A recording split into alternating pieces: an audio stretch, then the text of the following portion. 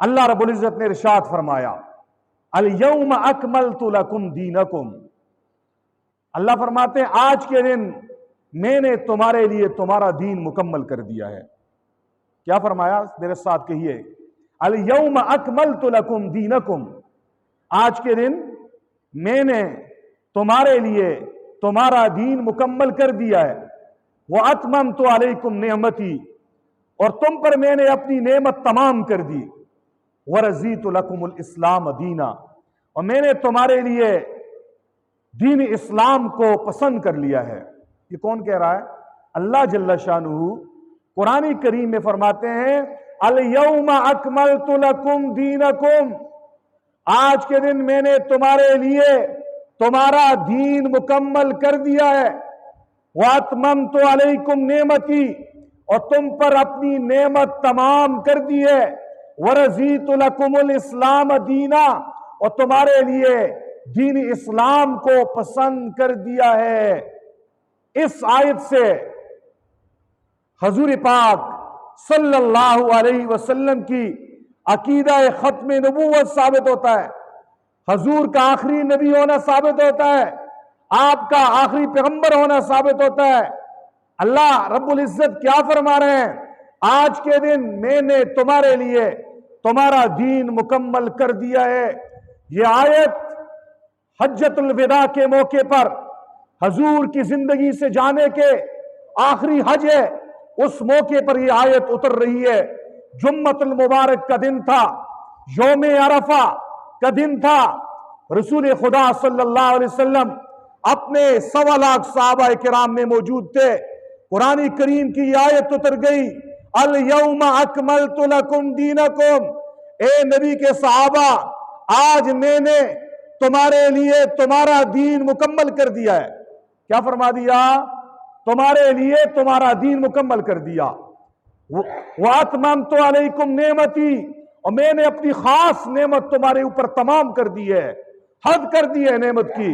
ورضیت لکم الاسلام دینا، تمہارے لیے دین اسلام پسند کر دیا۔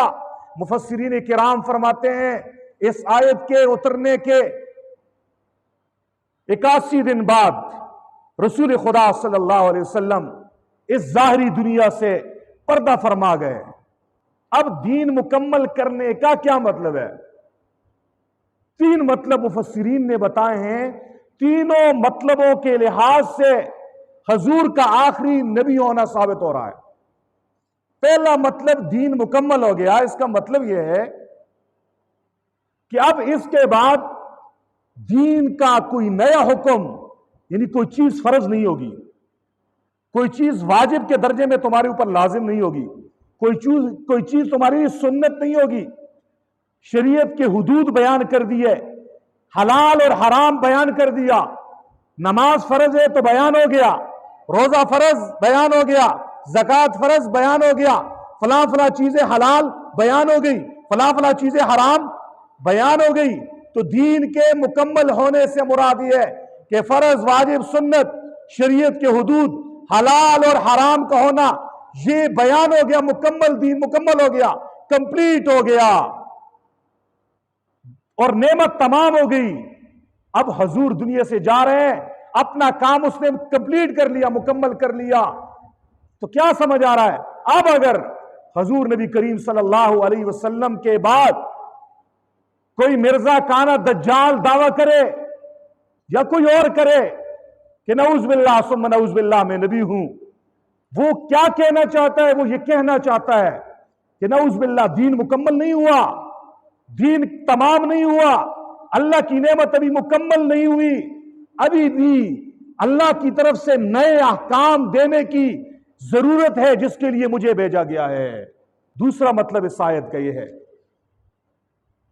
الیوم اکملت لکم دینکم واتممت علیکم نعمتی، دین کے مکمل ہونے سے مراد یہ ہے کہ حضور نبی کریم کی شریعت یہ قیامت تک باقی رہے گی، اور یہ شریعت منسوخ نہیں ہوگی، ختم نہیں ہوگی۔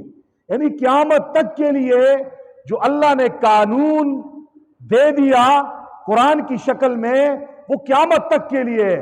اب کوئی نیا قانون نہیں اترے گا، اور نیا نبی نہیں آئے گا، کیونکہ قانون کی تشریح کرنے کے لیے پیغمبر آیا کرتے ہیں۔ تیسرا مطلب دین کے مکمل ہونے کا یہ ہے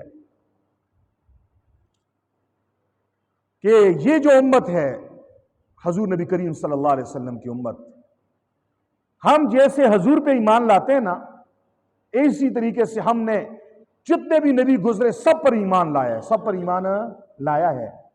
تو دین کے مکمل ہونے سے مراد یہ ہے کہ حضور کی امت کا یہ اعزاز اور یہ خصوصیت ہے کہ جیسے حضور کی ختم نبوت پہ ہم ایمان لاتے ہیں، ایسے ہی حضرت آدم سے لے کر عیسیٰ علیہ السلام تک 1,24,000 کم و بیش انبیاء پر ہمارا ایمان ہے، جبکہ دیگر امتوں کا معاملہ یہ نہیں ہے۔ تو یہ تینوں معنی دین کے مکمل ہونے سے مراد لیے جا سکتے ہیں، اور تینوں معنی جب آپ مراد لیں گے تو تینوں کے لحاظ سے حضور نبی کریم صلی اللہ علیہ وسلم کا آخری نبی ہونا ثابت ہو رہا ہے، اور آپ کی لائی ہوئی شریعت اور دین کا آخری دین اور آخری شریعت ثابت ہو رہا ہے۔